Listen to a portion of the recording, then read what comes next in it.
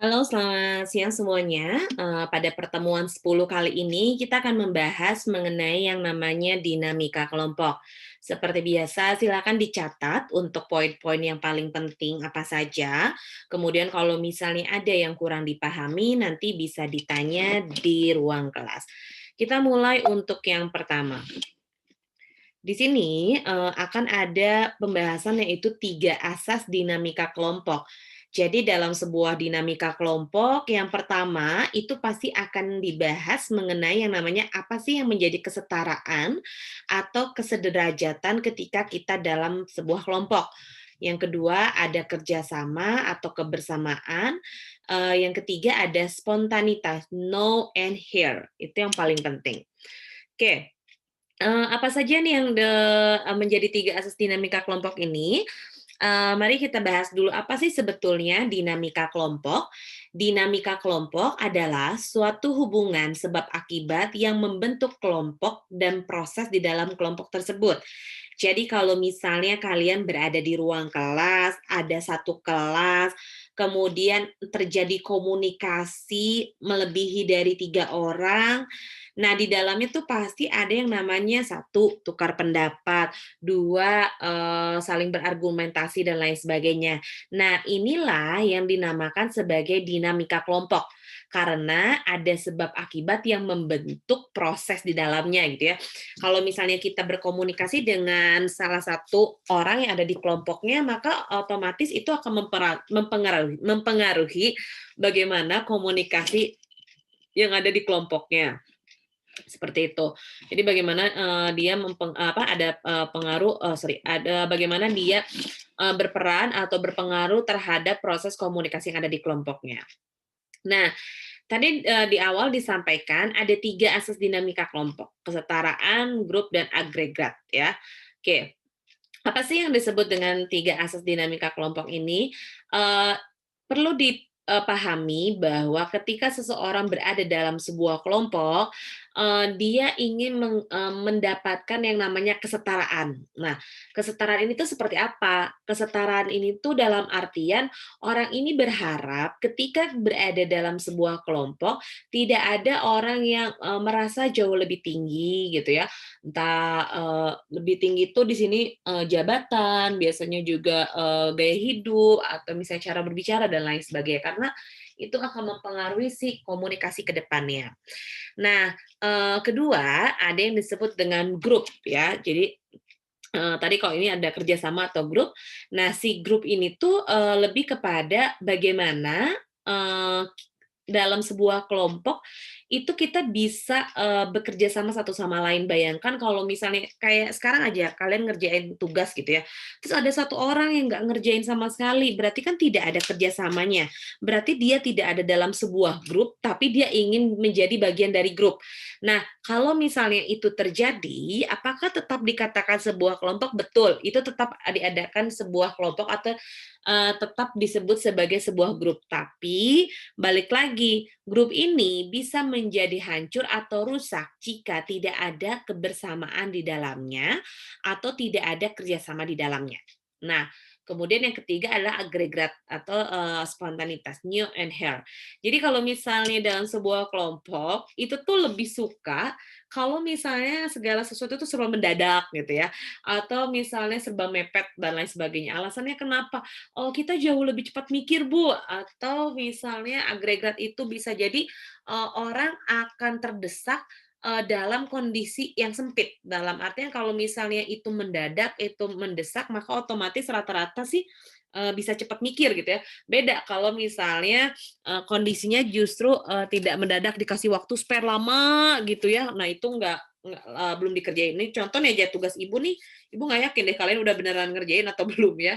Karena biasanya, ada tim mepet, ada tim, prepare gitu. Nah, itu disebut dengan, agregat. Agregat atau spontanitas ini adalah, kondisi di mana, kelompok ini tuh, lebih suka mengerjakan segala sesuatu secara spontanitas, mendadak karena dianggap itu memacu mereka, berpikir jauh lebih kritis, seperti itu. Nah, kemudian dalam sebuah kelompok juga ada, struktur kelompok, ada primer, sekunder, formal dan formal, keanggotaan dan acuan. Jadi kalau misalnya kelompok primer dan sekunder itu seperti apa sih? Satu, kalau misalnya di kelas ada ibu, ada mahasiswa gitu ya, ada dosen, ada mahasiswa, maka itu disebut hubungan primer.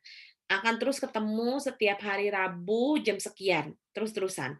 Primer ini, bisa juga dengan, disatukan dengan kategori formal. Karena pokok, maka, dia akan biasanya jadi formal.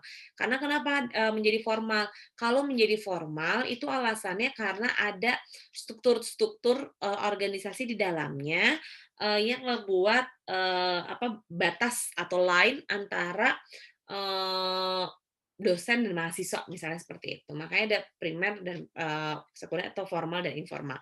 Nah, terus kelompok sekunder itu seperti apa, Bu? Kelompok sekunder itu adalah kelompok di mana, kalau misalnya di kelas komunikasi kelompok IK 4 atau IK 6, sekundernya itu ada lagi, kalian tuh buat kelompok-kelompok kecil. Makanya kenapa jarang banget, dalam sebuah pertemanan yang ada di kampus, itu, berteman semuanya. Biasanya ada kelompok-kelompok lain. Nah, kelompok-kelompok kecil-kecil ini dalam satu kelas, itu disebut dengan kelompok sekunder. Dan biasanya sifatnya juga informal. Karena kenapa? Biasanya ngegosipin dosen, ngegosipin temennya, terus apalagi, ngegosipin yang bisa digosipin lah kayak gitu. Atau kadang, pembahasan-pembahasannya itu juga bukan pembahasan yang, formal gitu, tapi pembahasan informal. Bu, kalau misalnya sekelompok, apa, berdiskusi, dan itu membahas mengenai, tugas misalnya, apakah itu termasuk, formal bukan termasuk formal atau informal? Itu jatuhnya informal, karena, kalian setara di dalamnya. Nah, kemudian juga ada keanggotaan dan acuan. Jika kalian berada dalam satu kelompok, biasanya akan ada keanggotaan-keanggotaan di dalamnya. Nah, pasti ditanya nih, keanggotaan itu untuk apa ya, Bu? Nah, keanggotaan itu adalah untuk mengetahui bahwa dalam sebuah kelompok perlu adanya atasan dan anggotanya. Kenapa? Karena ini akan menjadi acuan. Jadi si ketua kelompok atau si leader-nya ini tuh akan jadi, acuan bagi si anggota lainnya gitu. Nah, anggota lainnya yang ada dalam sebuah kelompok biasanya dia berperan, atau memilih peran menjadi anggota saja, kayak gitu. Seperti biasa kalau misalnya kurang jelas nanti ditanyain ya. Oke, lanjut ya. Ini ada disebut dengan kinerja kelompok. Nah, kinerja kelompok ini ada yang disebut dengan pengaruh kelompok terhadap perilaku individu. Jadi, yang ada dalam, sebuah kelompok itu dapat mempengaruhi perilaku tiap individunya. Kalau misalnya nih, kalian berada dalam satu kelompoknya tuh, satu kelompok tugas ya, ngerjain tugas gitu. Satu kelompok tuh, wah semangat semua ngerjainnya. Maka otomatis yang terjadi adalah satu, dapat meningkatkan perilaku. Karena sama-sama ingin dapat nilai yang bagus, maka otomatis kerjasamanya juga bagus. Tapi beda ketika ada satu orang yang di dalam sebuah kelompok, tapi tugasnya menghambat. Menghambat apa? Menghambat perilaku orang-orang yang di dalamnya. Contoh, kan udah nih, tugas ibu tuh dibagi-bagi sama kalian gitu ya. Kamu ngerjain ini, kamu ngerjain ini, kamu ngerjain ini. Dari 4 orang yang ada dalam satu kelompok, ada satu orang nih, susah banget dikasih tahu. Selain susah apalagi, nggak mau ngerjainnya, alasannya banyak dan lain sebagainya. Maka itu disebut sebagai penghambat perilaku. Itu disebut sebagai penghambat perilaku. Makanya kenapa ibu selalu bilang, kalau misalnya kalian tugas kelompok dan ada satu orang yang tidak mengerjakan tugas tersebut, maka lebih baik tidak usah dimasukkan namanya dalam kelompok. Kenapa? Karena dia pemicu kelompok itu, susah berkembang nanti ke depannya. Makanya itu bisa menghambat perkembangan yang ada di kelompok. Makanya hati-hati kalau misalnya ada orang yang tidak mau kerja kelompok, lebih baik diabaikan atau dibiarkan karena akan mempengaruhi dinamika kelompok yang ada di dalamnya dan tentu akan mempengaruhi nilai juga. Nah, sebetulnya ada beberapa poin, terkait pengertian yang berkaitan dengan kinerja kelompok. Ini tentang kinerja kelompok ya. Satu, kita bahas Sintality. Sintality ini adalah memungkinkan kelompok bertindak atau bekerja sebagai satu keseluruhan, baik terhadap kelompok maupun terhadap lingkungan. Jadi kalau si Sintality ini menganggap bahwa, oh Saya memang, sekelompok sama si A gitu. Jadi, segimana mungkin, saya harus ngasih yang terbaik karena, kalau kelompok berhasil, maka saya juga berhasil gitu. Nah, itu sinteliti, jadi kinerjanya bagus gitu.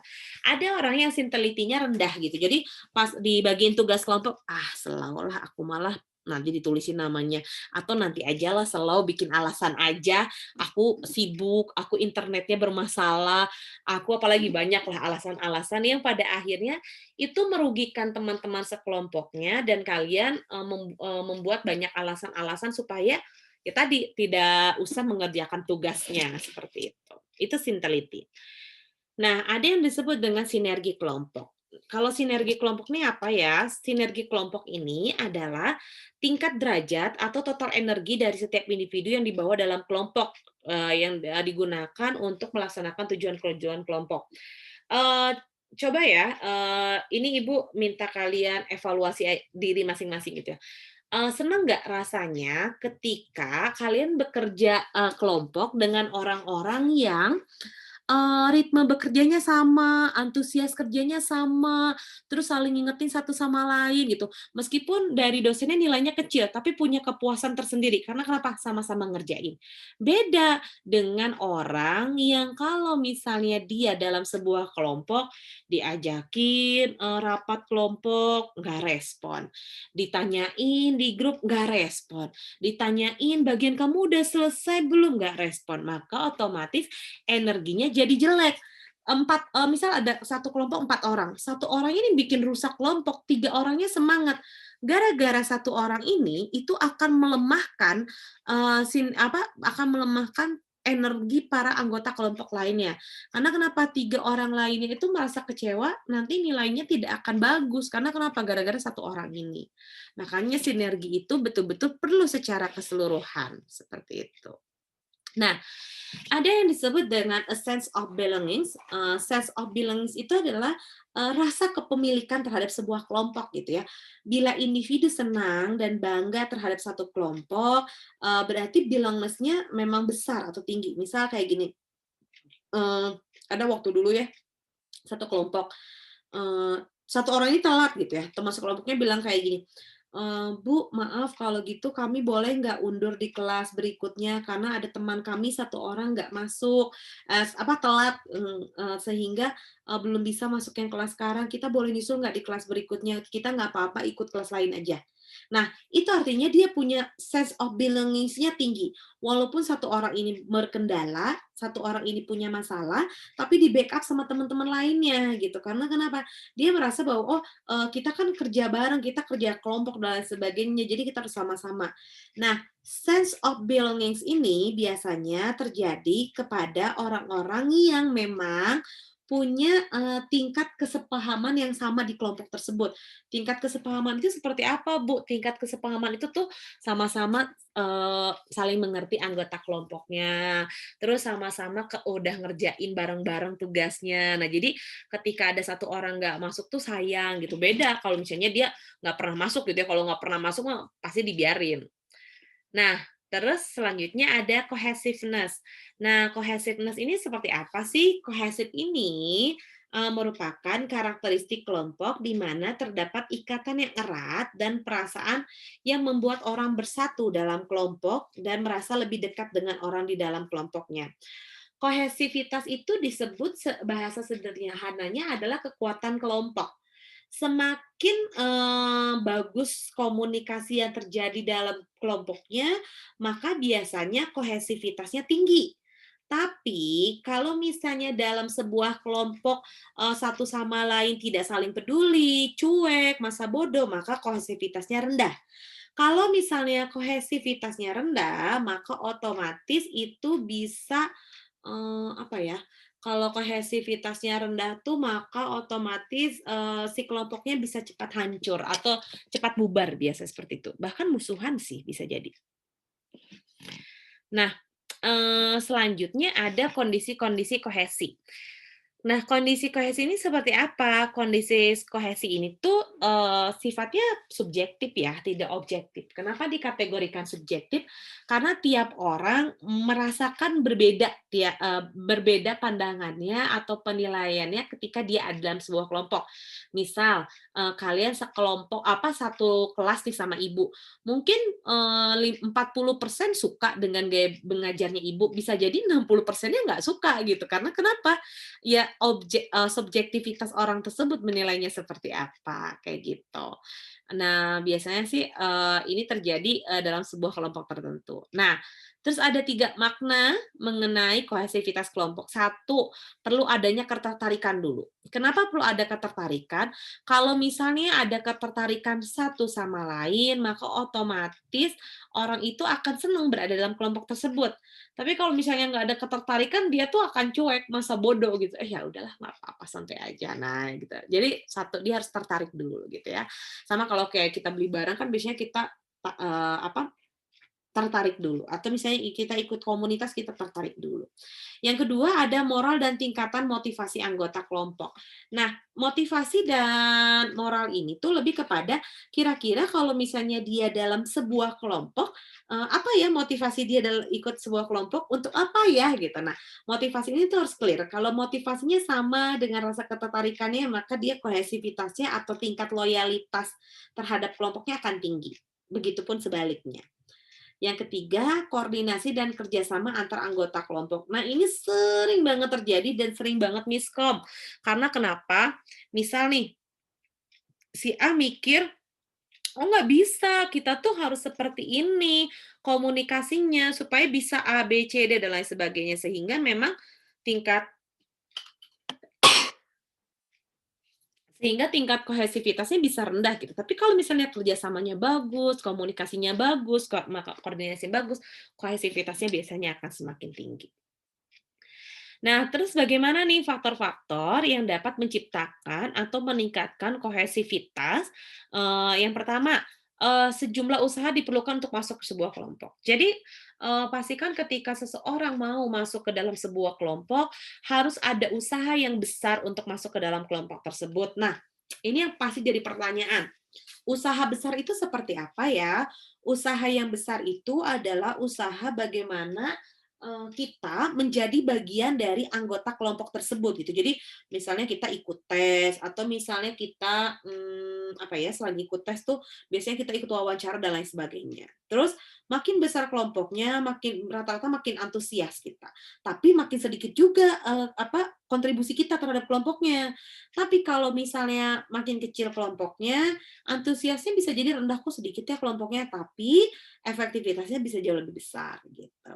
Nah, pastikan juga di dalamnya terdapat tindakan-tindakan positif supaya, menghasilkan energi yang positif buat anggota kelompoknya.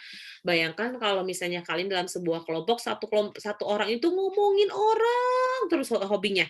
Apakah kelompoknya akan sehat? Tentu tidak akan sehat, gitu ya. Nah, itu yang, eee, perlu sekali kalian, cari circle atau cari kelompok yang dapat membuat tindakan-tindakan, kalian tuh kian hari kian, positif, seperti itu.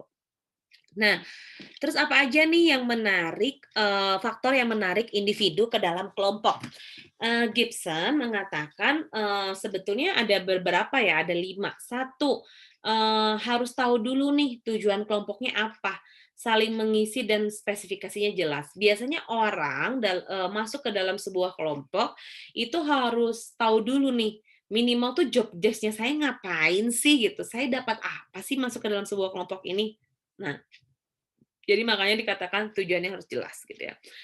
Kemudian kelompok memiliki pemimpin yang karismatik, ini penting banget. Kalau misalnya bayangkan kalau misalnya dalam sebuah kelompok, terus si ketua kelompoknya tuh gampang banget disindir gitu ya, gampang banget sorry Bang, bukan baperan, misalnya satu kelompok, ketua kelompoknya satu baperan, 2 suka nyindir, 3 nggak ada wibawa, cengengesan. Nah, beda rasanya ketika, berada dalam satu kelompok tuh, si pemimpinnya tuh mengayomi, kemudian mau mendengarkan. Nah, itu dikategorikan sebagai karismatik. Kemudian ada reputasi kelompok tampak, yaitu keberhasilan mencapai tujuan. Jadi biasanya reputasi ini tuh lebih kepada achievement-achievement yang selama ini diraih sama, si mmm, apa ya, eee, reputasi ini tuh achievement-achievement yang diraih oleh kelompoknya. Misalnya kelompoknya pernah dapat menang apa, lomba apa, dan lain sebagainya. Itu yang disebut dengan reputasi. Jadi, orang tuh mau masuk ke dalam sebuah kelompok karena satu dianggapnya keren, 2 selain dianggapnya keren, dianggapnya menarik gitu ya, dan lain sebagainya. Nah, terus ada jumlah anggota kelompok kecil. Nah, ini, sebetulnya lebih kepada seperti ini, kalau misalnya dalam sebuah kelompok dia makin, apa ya, kalau misalnya dalam sebuah kelompok, makin kecil anggota kelompoknya, maka, makin besar juga, anggota kelompok bisa mendengarkan, bisa berpendapat, dan bisa memberikan evaluasi. Karena lingkupnya kecil ya, jadi bisa saling berkontribusi. Tapi, beda kalau misalnya, jumlah anggota kelompoknya besar, maka kemungkinan kecil orang mau bisa berpendapat, mau mendengarkan, dan bisa memberikan evaluasi karena merasa, ya udahlah bisa diwakili sama yang lain. Nah, biasanya seperti itu. Nah, yang kelima, anggota saling mendukung dan menolong satu sama lain untuk mengatasi rintangan dan hambatan. Kalau misalnya ingin dinamika kelompoknya tetap stabil, satu, komunikasi itu perlu dipertimbangkan dan menjadi alat ukur yang pertama.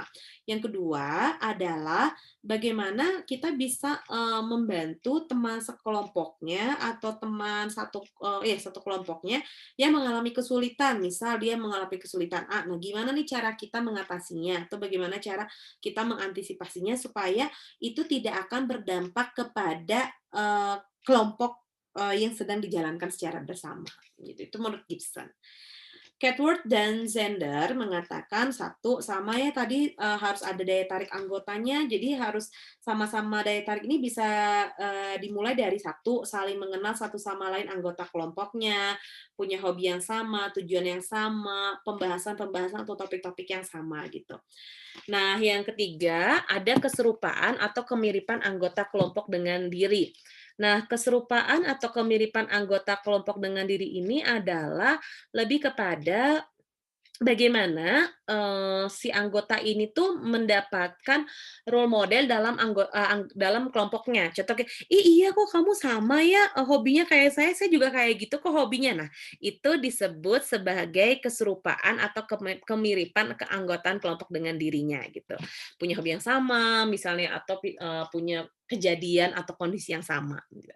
Nah, kemudian ada kebutuhan-kebutuhan instrumental. Kebutuhan-kebutuhan instrumental ini seperti apa? Jadi kalau misalnya dalam sebuah kelompok, apa sih yang dibutuhkan instrumennya? Oh, satu, kedekatan, keintiman, gitu. Itu perlu banget. Apalagi instrumentalnya dua, keterbukaan, gitu. Jadi kalau misalnya dalam sebuah kelompok, satu sama lain bisa terbuka, itu akan menghidupkan dinamika kelompoknya. Bayangkan kalau tertutup gitu ya, itu akan menghancurkan kelompoknya.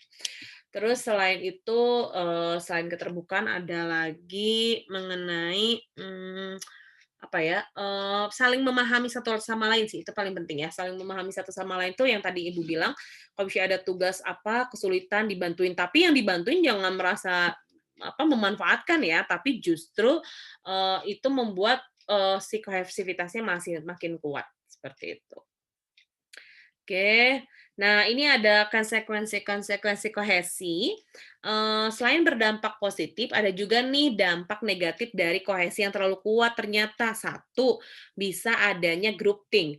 Groupthink itu menganggap bahwa, "Ya udah, kata kelompok aku mah kayak gitu, udah paling benar kelompok aku, kelompok kamu salah." Nah, jadi beranggapan bahwa apa yang keputusan-keputusan yang ada dalam kelompoknya itu dianggap cocok atau dianggap paling benar ketika berada dalam kelompok-kelompok lain.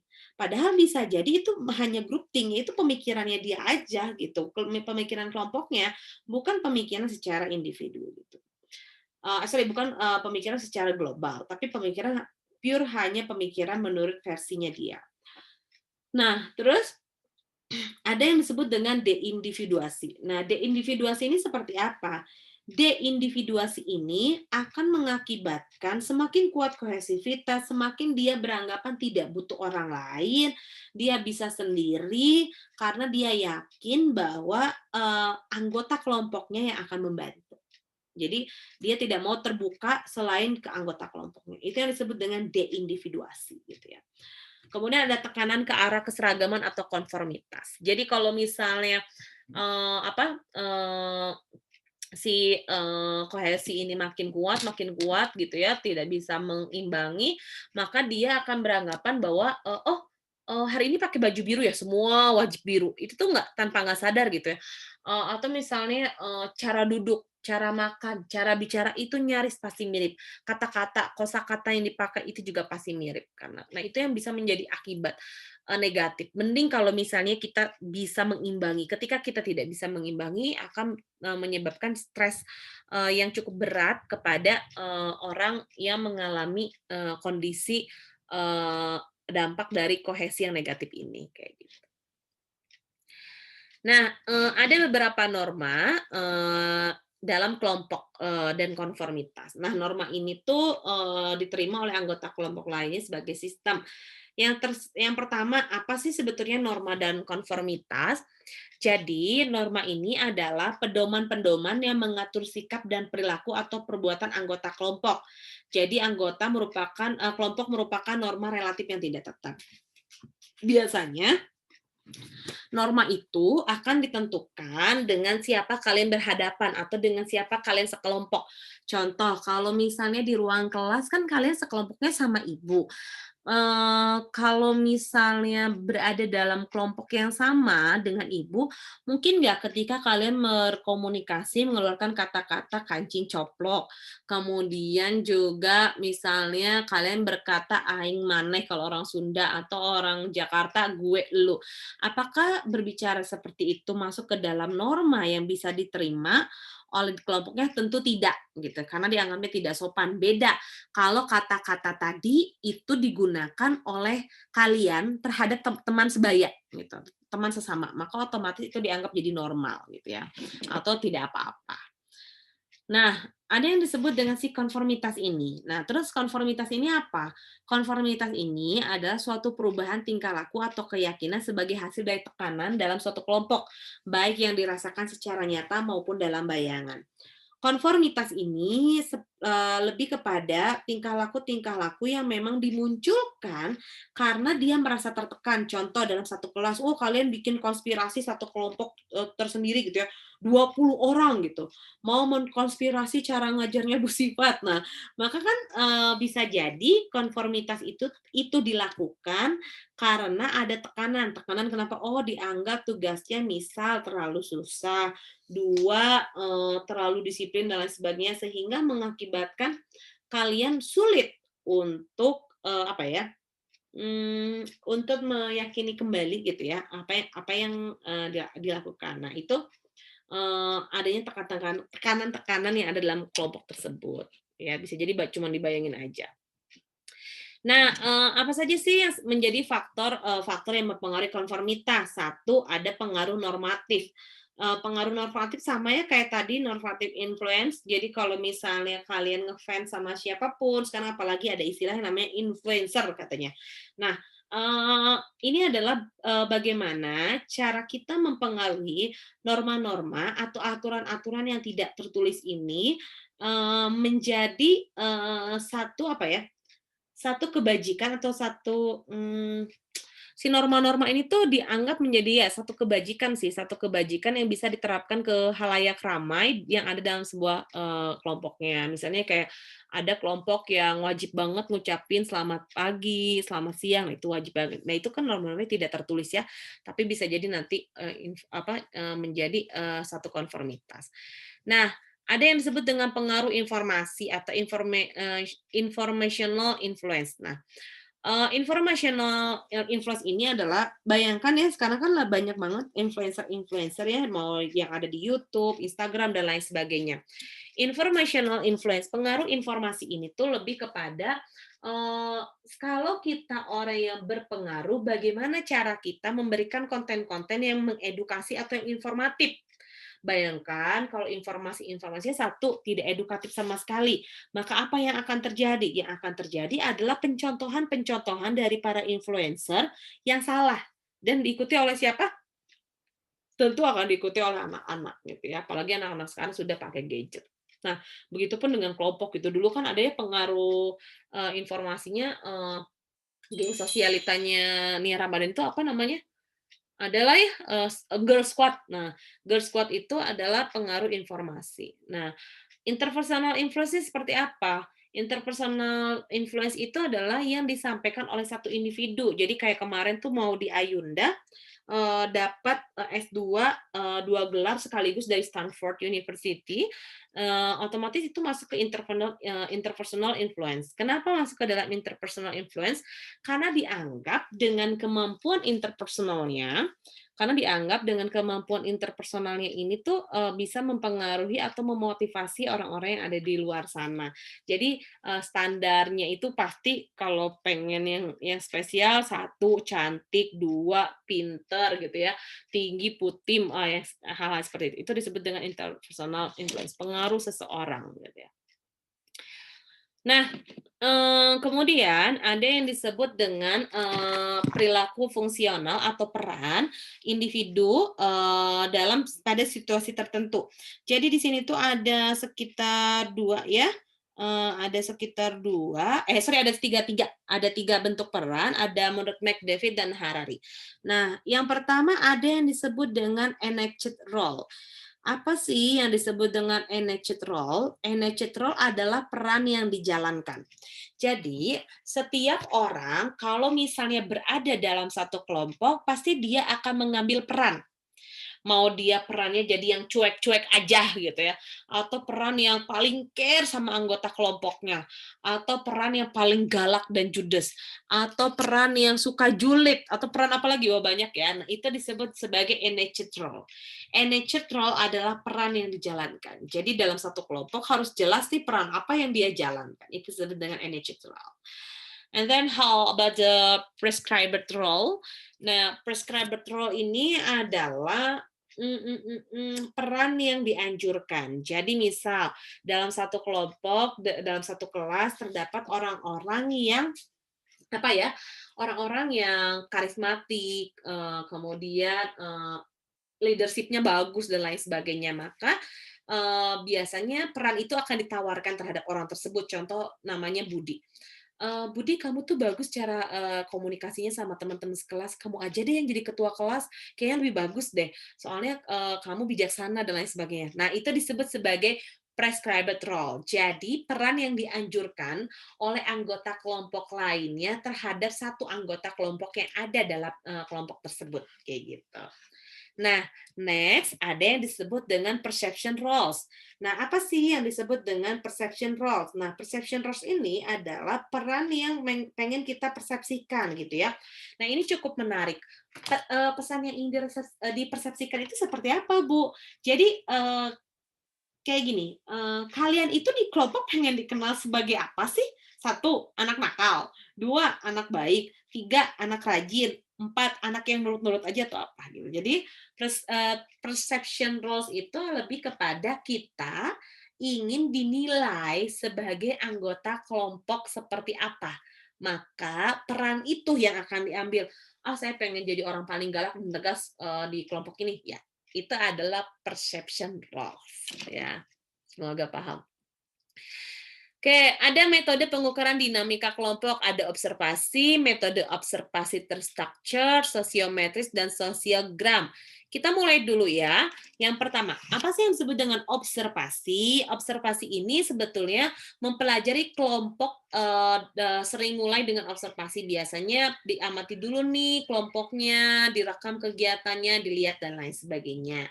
Sama kayak tadi Ibu bilang ya, kalau misalnya di ruang kelas, pasti kalian tuh awal-awal kan dengarnya kalau diajar sama Bu Sipat kayaknya wah menyeramkan gitu ya. Tapi pelan-pelan kalian observasi, kalian lihat oh ternyata Bu Sipat tuh bukan galak, tapi tegas dan sangat disiplin untuk beberapa poin gitu. Jadi kalian sudah mulai memahami dan membedakan apa sih yang dimaksud dari Bu Sifat yang ada di ruang kelas. Itu disebut dengan si observasi.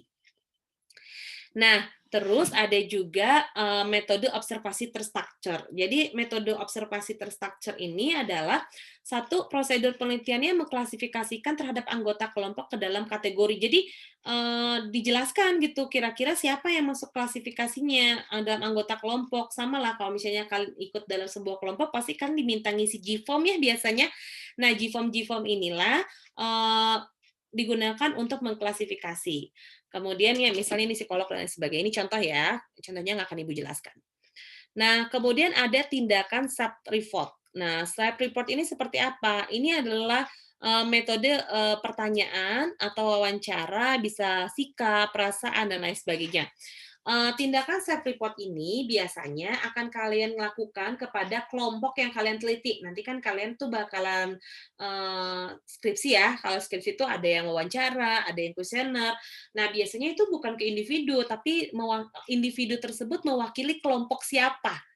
Makanya perlu dilakukan pertanyaan-pertanyaan yang menanyakan tentang dirinya, tapi berkaitan dengan kelompok tersebut. Maka itu disebut sebagai self-report. Gitu. Nah, kemudian ada yang disebut dengan sosiometris ya. Ini mudah-mudahan paham ya, ada contohnya juga soalnya. Oke, ada yang disebut dengan sosiometris dan sosiogram. Nah, jadi apa nih bedanya sosiometris dan sosiogram? Kalau sosiometris itu untuk mengetahui pilihan komunikasi, pola interaksi, kemudian hubungan antar individu digambarkan menggunakan sosiogram yang kita buat kemudian dianalisa. Jadi sosiometris itu tuh kayak tingkat keberhasilan kayak ini loh. Apa sih kalau misalnya kalian nanti ngambil kuantitatif, kalian tuh akan belajar hipotesis sama kurva, ada kurvanya nanti ya, kurvanya landai atau enggak, atau misalnya pakai statistik gitu atau pakai diagram, nah itu disebut dengan sosiometris. Diagramnya ternyata 20% orang menyukai Silver Queen, nah itu disebut dengan sosiometris. Pertanyaan-pertanyaan itu bisa kalian buat di GFOAM biasanya seperti itu. Nah, terus apa aja nih yang ada dalam si sosiogramnya? Jadi dalam sosiogram itu ada grup dalam suatu kelompok. Jadi ada pertanyaan-pertanyaan yang dibuat gitu ya untuk menggrupkan kembali. Misalnya kelas IK 4 atau kelas IK 6 itu adalah grup besar. Subgrupnya apalagi? Oh, geng ini, geng ini, geng ini, geng ini. Nah, itu kan beda-beda. Itu disebut dengan subgrup gitu ya. Kemudian ada stratifikasi kelompok. Nah, stratifikasi kelompok ini adalah siapa yang paling suka dan yang tidak disukai. Jadi bedanya ini membedakan nih, kalian kasih kuesioner yang merujuk kepada kamu suka sama siapa, kamu tidak suka sama siapa. Itu disebut dengan stratifikasi kelompok. Nah, terus ada yang disebut dengan structure kelompok. Structure kelompok ini lebih kepada posisi individu dalam kelompok. Jadi makanya tadi Ibu bilang bahwa setiap orang dalam sebuah kelompok itu pasti akan mengambil perannya masing-masing. Nah, itu disebut dengan struktur kelompok.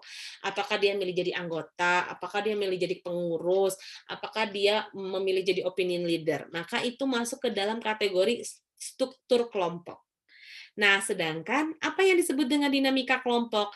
Dinamika kelompok ini merupakan variasi interaksi sosial di antara anggota kelompok. Jadi, ketika sudah melakukan proses komunikasi dengan anggota kelompoknya, maka mulai terlihat tuh variasi, oh kalau ngomong sama si A harus kayak gini, oh ngomong sama si B harus kayak gini. Variasi-variasi interaksi sosial itu dikategorikan sebagai dinamika kelompok karena kenapa? Ada proses komunikasi di dalamnya yang terjadi gitu. Nah, ini ada apa? Ada pola change, contoh-contoh sosiogram. Pola change itu adalah pola rantai. Jadi kalau rantai itu berurutan, jadi A bilang ke B, B bilang ke C bilang ke D, terus aja gitu. Nah, kalau misalnya dari C ke D, Bu, putus. Nah, itu bisa jadi miskom. Biasanya nanti yang D malah nambah-nambahin ke yang putus lagi di nanti nambah-nambahin ke F gitu ya. Itu sejajar biasanya pola change. Terus ada pola star. Nah, kalau pola star itu dia garisnya ngacak gitu ya. Dari A bisa ke C, dari C bisa ke D, dari D bisa ke B, dari B bisa ke G gitu ya, ngacak. Nah, itu disebut dengan si pola star. Jadi contoh sosiogramnya ya ngacak sesuai dengan apa kondisinya gitu. Ada yang disebut dengan pola interlocking, ini pola star yang kayak ada di gambar ya. Ada yang disebut pola interlocking network. Nah, pola interlocking network itu seperti apa? Pola interlocking network itu tuh dia di ini ya, dikunci ya. Jadi ya cuma dari ibu gitu. Misalnya kalau komunikasi kelompok sama ibu, ya interlockingnya cuma sama ibu sama kalian. Jadi kalau misalnya kelas lain nanya ke kalian ya nggak boleh jawab gitu, hanya kalian aja yang boleh jawab. Kelas lain kan nggak ikut kelas ibu. Nah itu pola interlocking network. Kemudian ada pola isolate. Pola isolate ini adalah sosiogram yang kecil gitu, hanya orang-orang yang, spesifikasinya tuh itu-itu aja gitu, lebih sedikit. Nah, itu yang disebut dengan isolate. Jadi dia benar-benar sangat terpencil, spesifik dan, terbatas gitu. Jadi, oh dia, ya dia aja gitu, itu disebut dengan pola isolate. Kemudian ada yang disebut dengan, sosiogram mutual timbal balik. Kalau timbal balik ini tuh bisa ada pada contoh, kalau kerangka pikir, metode kualitatif lah nanti. Jadi timbal balik harus jelas gitu timbal baliknya. Jadi kalau misalnya saya ngasih A, kamu harus ngasih saya juga A. Kamu nggak bisa ngasih saya B, tapi kamu minta A, kan kamu ngasihnya ke saya B gitu. Jadi sosiogram ini lebih kepada hubungan timbal baliknya harus jelas, nanti A dapat ke B, B dapat ke A gitu ya, itu yang dilakukan. Terus ada yang disebut dengan sosiogram triangle. Kalau sosiogram triangle itu dia lebih ada atasannya, jadi ada ujungnya dulu, ada atasan, bawahan, bawahan gitu. Jadi jelas atasannya siapa. Bentuknya segitiga, berarti kan ada puncak di atas, yang segitiga yang paling runcing. Yang runcing ini adalah pimpinannya, dua lainnya adalah anggota atau kakinya kayak gitu. Jadi kalau misalnya salah satunya putus atau terpotong, maka otomatis tidak jadi triangle dan bisa jadi pola komunikasinya juga akan hancur, bahkan rusak gitu. Begitupun dengan dinamika yang ada di kelompoknya. Ini adalah contoh-contoh sosiogramnya. Oke, sudah selesai materinya. Ini ada sekitar 33 halaman, tapi nggak nyampe kok materinya, nggak nyampe 33 halaman ya. Seperti biasa, kalau kurang paham, kurang dimengerti, bisa ditanyakan di ruang kelas. Nanti ditanyakan ya dengan spesifik supaya kalian nanti bisa menjawab pada saat UAS seperti itu. Terima kasih.